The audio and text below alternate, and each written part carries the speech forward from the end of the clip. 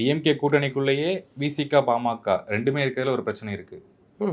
ஆமாம், அதனால தான் சொல்கிறேன். ஒன்று இன்னுன்னா ஒன்று அவுட்டு. டேப் ரிகார்டில் கேஸ்ட் போடணுன்னா அந்த கேஸ்ட் எடுத்து தானே போட முடியும்.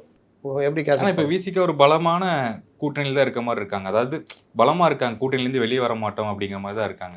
நாங்கள் துரத்தி விட்றோம், நீ வெளியேறினா போ, கிளம்புறாசா, அங்கே வெயிட் பண்ணுகிறாரு, கிளம்புங்க, அவ்வளோதான். என்ன பண்ணுவீங்க? இல்லை நான் இருப்பேன் அப்படின்னா இருப்பீங்க? அதெல்லாம் முடியாது.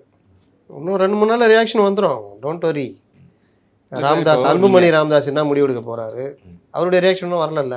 தனி கட்சி பேசினதே வந்து நான் தனியாக கட்சி ஆரம்பிக்கிறேங்கிற லெவலில் தான் பேசியிருந்தாரு. அதான் பனையூரில் ஆஃபீஸ் நம்பர் நோட் பண்ணிக்கோங்க. தனி கட்சின்னு ஆரம்பிச்சிட்டாருன்னா பாமக 2ஆ உடையும். அந்த பாமக வந்து என்டிஏ கூட்டணி, இந்த பாமக இந்த கூட்டணினா முடிஞ்சது கதை. அன்புமணி ராமதாஸ் பாமக கொஞ்சம் ஸ்ட்ராங் ஆகும். ஒன்று என்டிஏ கூட்டணி, ஒன்று டிஎம்கே கூட்டணி இதாகும். எப்படி பார்த்தாலும் விசிக வெளியேறுவது உறுதி.